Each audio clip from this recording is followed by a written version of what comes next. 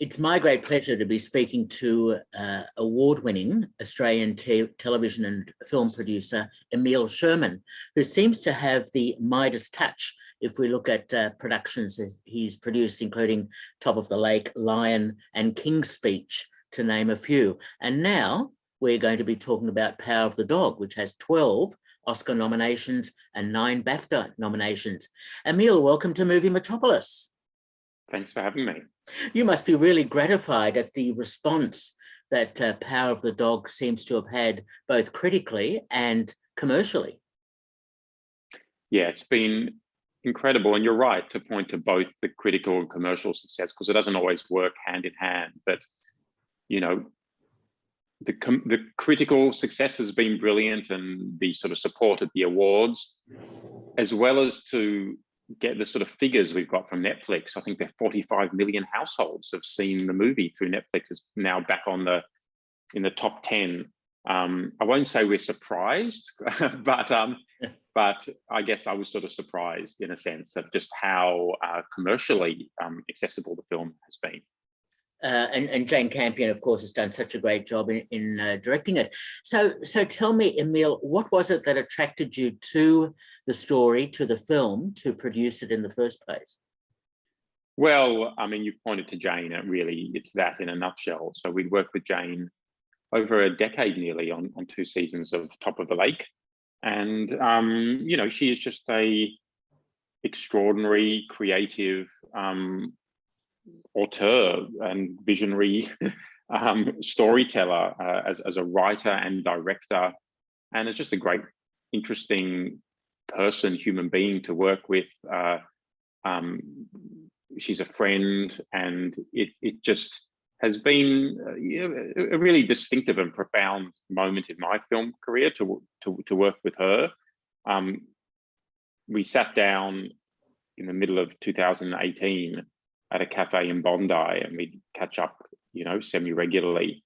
And she talked about this book she'd come across, and she'd found the rights to it, and that it was held by a Canadian producer, Roger Frappier, who's a wonderful and quite celebrated Canadian producer. And she'd started talking with her friend, Tanya Sagachin, who's also a producer, and we know Tanya really well, and discussed working with Seesaw as well, and myself and Ian, and getting us all together and to make this film. And we were naturally excited at the idea of working with Jane, and would have done anything with her, particularly a movie, given we hadn't actually produced a film with her before. As distinctive as Top of the Lake was, there's something always special about a film, or to at least work across both formats. So Ian and I read the book overnight, hoping that we would like it as much as the idea of actually working with Jane. And we found it, you know, we found it an extraordinary story, and could feel what attracted Jane to it, and what it could potentially be in the hands of Jane, and the cinematic scope, the scope for these incredibly complex, rich characters, the psychodrama between them, the explorations of themes of masculinity through a sort of the lens of a woman storyteller, and all these sort of things felt like, with the great twists and turns of the plot at the end, that it could be a tableau for Jane in the same way that Top of the Lake was, where she could do some extraordinary work. Great to hear that.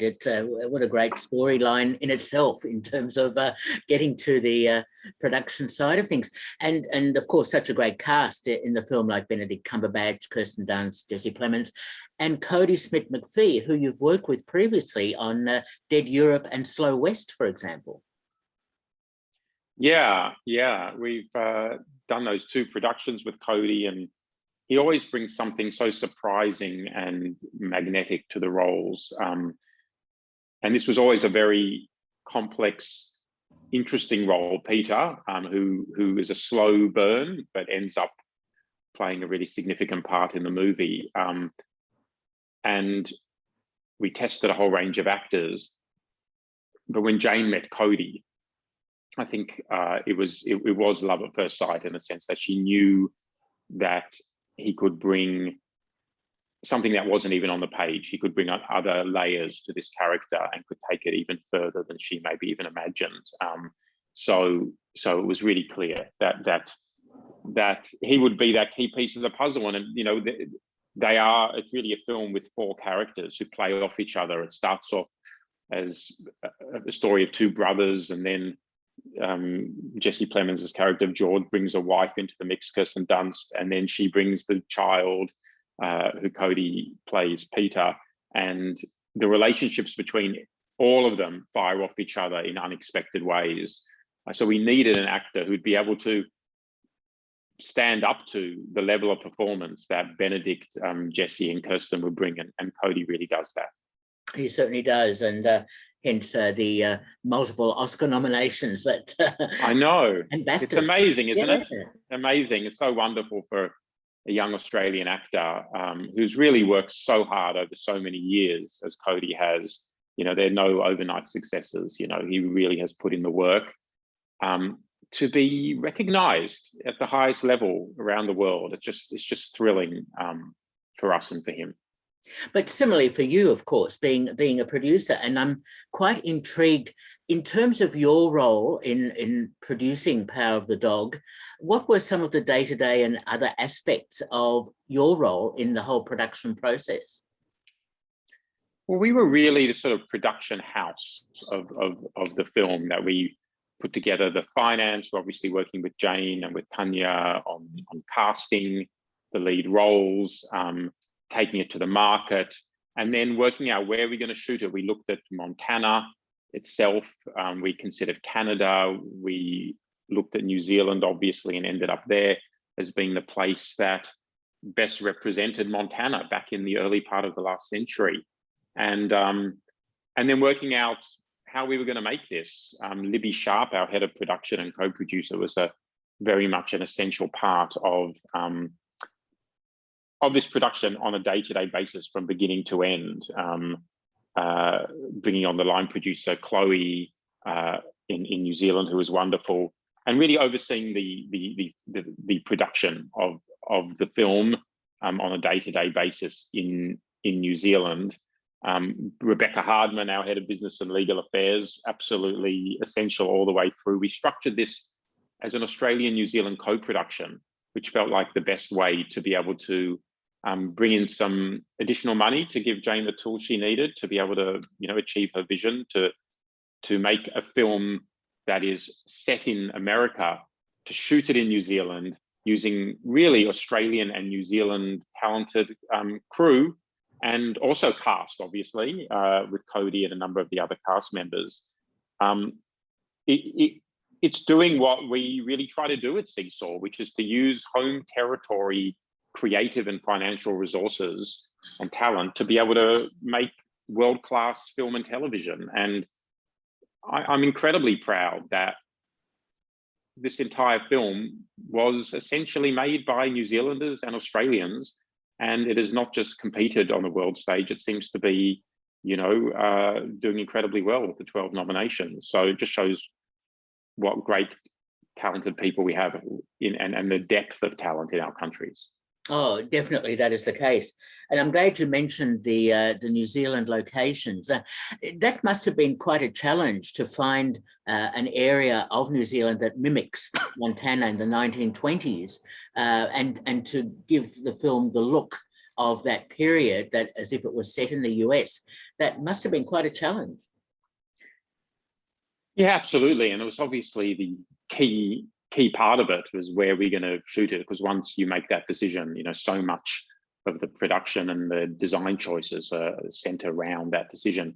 I should just say, just to finish answering your question before about the production and our role, that post-production happened in Australia. Jane was stuck for the first part of the edit in New Zealand with COVID, and we had COVID interrupt our production, and we can talk a bit about that later. But the entire post-production was really in Sydney. And you know, in a weird way, no one else was able to come in here for post-production. So we were very much on the ground with Jane, and Pete Shiberis, was our wonderful editor, was up from Melbourne to work with Jane in Sydney. But choosing the location was, yeah, the sort of, aside from the cast, the other the other key creative and production and financial decision, because so much worked around it.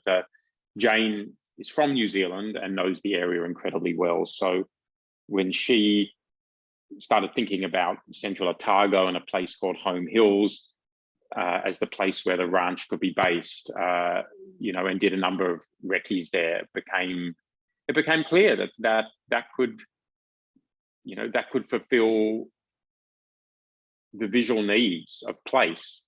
And in addition to that, there was this question of when to shoot, and a particular time of year, which she also had highlighted for the top of the lake, which was in January, where the grass is long and golden. And she really wanted that look. So we were, you know, it's always scary but handy to have a date that you're gunning for. And so we knew we needed to be shooting in January, and it needed to be hot in New Zealand to get the grass that color, but it ended up being an incredibly cold summer, snowing up till quite late and being hugely windy. I think it was the biggest challenge of the shoot to actually build that house, which Grant Major, a wonderful production designer, oversaw, you know, through that very complex weather period, and building this extraordinary house that we ended up, you know, building again in Auckland in a studio. So the shoot was split into two parts, roughly 50-50. And the house provides such contrast to the exterior, that really rich in both senses of the word, in interior and way of giving an understanding of the background of these two characters, the money they came from, as well as Phil's rebellion against, you know, he adopted as well as rebelled, I guess, against that sort of very polished, wealthy interior, because he was also a man of the earth, and that was something that he'd adopted very strongly through the influence of Bronco Henry. And so all these things come out hopefully in the design, the landscape, the cinematography that Ari Wegner, you know, spent so many months with Jane preparing the movie, and having her eye as a great cinematographer, also as a female cinematographer, telling this sort of story of masculinity. You know, these are all the elements that combine to I think provide the flavor and deepen the themes of the film. Absolutely. I had the pleasure of seeing the film on the big screen before it went to Netflix, and it just looks absolutely stunning on the big screen, and the look of the film is just such an important strength of the film. Now, you alluded to the issues of COVID, and just like so many films had been impacted over the last few years because of COVID, how did it impact you in terms of Power of the Dog? Well, we were really cleaved in two. We were nearly finished the shoot in Central Otago, and COVID hit in New Zealand, you know, and really shut us down over a weekend. We thought we would have another couple of weeks to finish that part of the shoot, or a week at least. And it was very much over 48 hours. We went from, we're going to make it, to it's all over, we got to shut. And it was just one of the most stressful experiences that a producer, that certainly I've ever had, and that a producer could ever imagine, have a shoot shut down by a global pandemic right in the middle. And you just work through it. And we had just wonderful people. Chloe was great on the ground, Libby, Tanya, our first AD. Whoops, oh, sorry, I'm just in an interview, sorry, I have to just wait. Apologies. And it was extraordinarily difficult, and we didn't know if we were going to start up again. And for Jane, at that moment when I spoke to her on the morning that we shut down, she just said, look, this, you know, we may never finish making this movie. And that was a reality we had to come to terms with. At the same time, we had to work and do everything we could to make sure that as soon as the doors were open, we'd be able to start shooting again. Benedict and his family stayed Kirsten and Jesse stayed for a good chunk of it, then went home. But we were able to get them back and get the film started again about 3 months afterwards. And we were one of the first films in the world to start shooting. I think, you know, working closely with the team at Netflix as we did, they, you know, the world was in this pandemic and nowhere were their productions shooting. And we said, no, we're actually going to start shooting in a month's time. We're going to be fine. And New Zealand is a safe place. And they backed us and they backed the production. And, you know, we really were one of the first productions worldwide to be going. So that was exciting. And it was great for Jane as well, creatively, to be able to have had a chance to look at the edit, to be able to see what's working, to be able to re-hone the focus of the movie. And, you know, there was a bit of a silver lining to the horror that has been the pandemic for us. Oh, well, congratulations that you're able to get through it, because yes, the horror is probably right.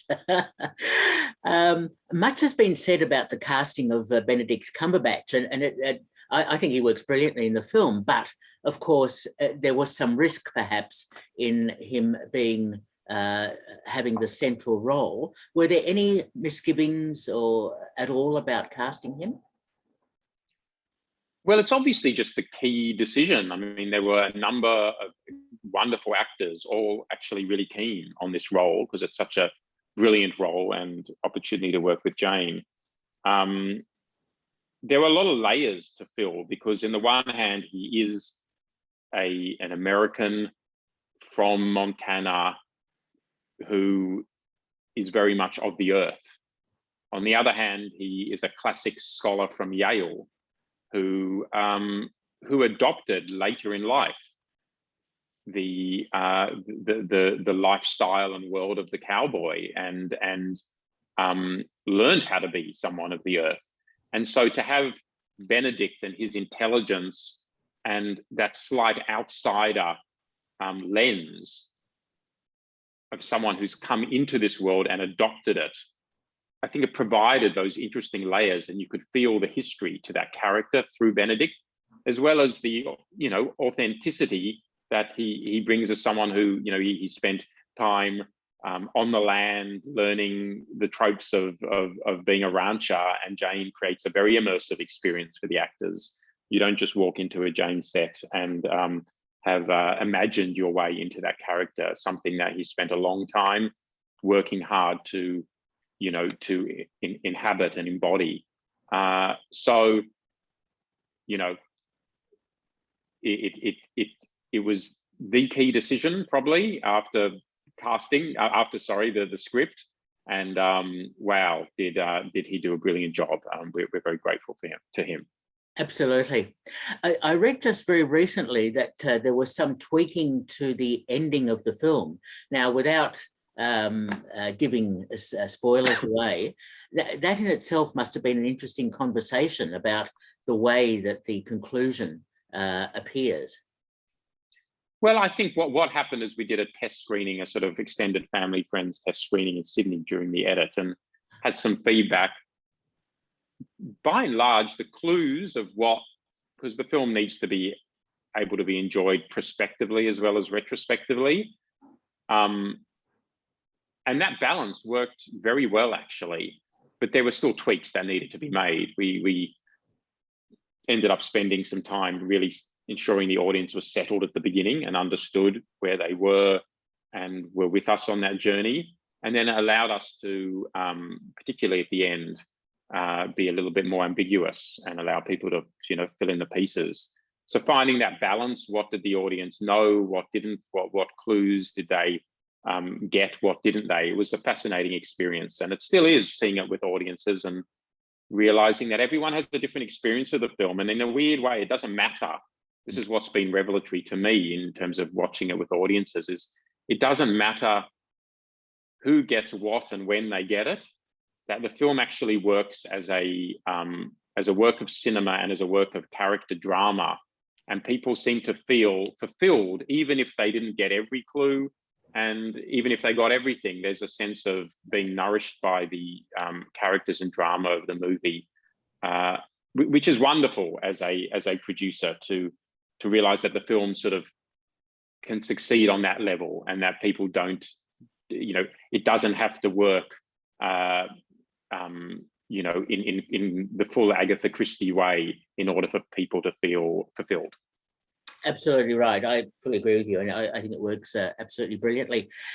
Emile, just to conclude, a couple of quick things.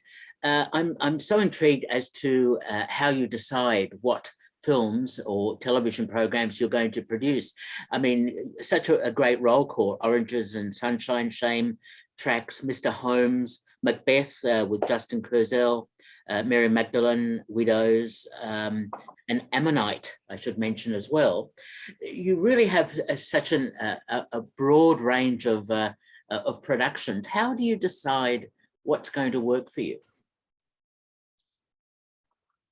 Well, I mean, that is the question that we mull over and discuss every day at Seesaw. What should we take on? What do we think is important as a story?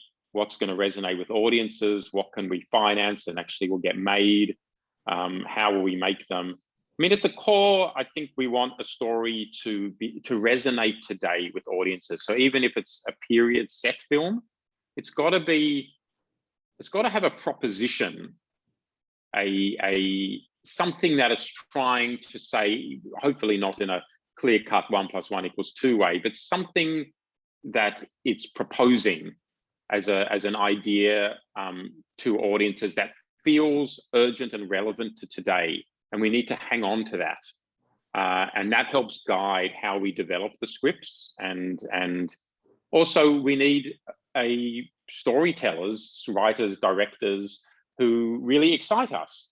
And we feel like we're in the hands, sometimes they are real auteur storytellers, and sometimes they're less auteur, but just incredibly wonderful storytellers who know how to tell a whole range of stories. And so I think, yeah, I'd say that the core thing is feeling that what is it trying to say, and does that feel urgent and relevant to today? And I could go back through each of the films and at another point and talk about what grabbed us into them. There are plenty of good stories out there which we feel like, sure, that's a nice story, but I don't know why we need to make it now. And that judgment call is always so interesting. So well done on that. It is. There's no rule. There are no rules beyond that. Absolutely, absolutely. And I know that you've got a number of productions on the boil at the moment at various stages. So I suppose there is a lot out there for you to be able to work on. Yeah, and you introduced me as a television and film producer, which is, I'm really pleased with, because really we are a television first company.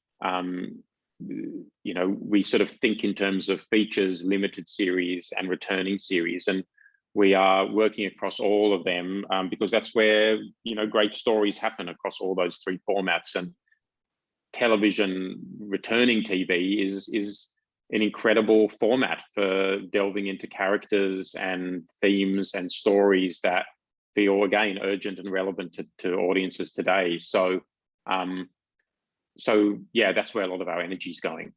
Okay. Is there any production that's coming up that you're particularly keen for audiences to see very soon? Well, I mean, Firebite is playing right now on AMC Plus, and that's a great example of what we feel we can do as a company, to work with a wonderful storyteller and auteur like Warwick Thornton, and to tell a sort of allegory of colonialism through the lens of a vampire genre TV returning, hopefully returning series. So make it really fun and accessible and beautiful at the same time, with his lens as a cinematographer as well as a director. So that's exciting for us. We've got Heartstopper coming out through our UK team with Netflix, and Slow Horses with Apple. coming out soon with Gary Oldman in that. And yeah, we just got some, I think, we love all our babies. Absolutely. You have to. You have to. Fully understand. Absolutely right. So, Emile, I must ask you, with the BAFTAs and the Oscars being in person in March, will you be attending both? I will be, and heading off at the end of next week to go for the first time overseas in quite a while, like many other people. Looking forward to it. Well, I wish you well with Power of the Dog, with the BAFTAs and the Oscar nominations as well. It's an incredible film, and I certainly urge everyone listening, watching this interview to go and see Power of the Dog, certainly on Netflix at the moment. And Emile Sherman, thank you so much for talking with me. Thank you so much. I really enjoyed it. Thank you. Okay, thanks. So sorry about the interruption there. That was a bit embarrassing, but fine. you'll be right. You'll be right. No worries. Thanks a lot, Emile. Lovely. Okay, thanks. Take care. Okay. Good, Bye-bye. It's good to see you. Bye. Bye-bye.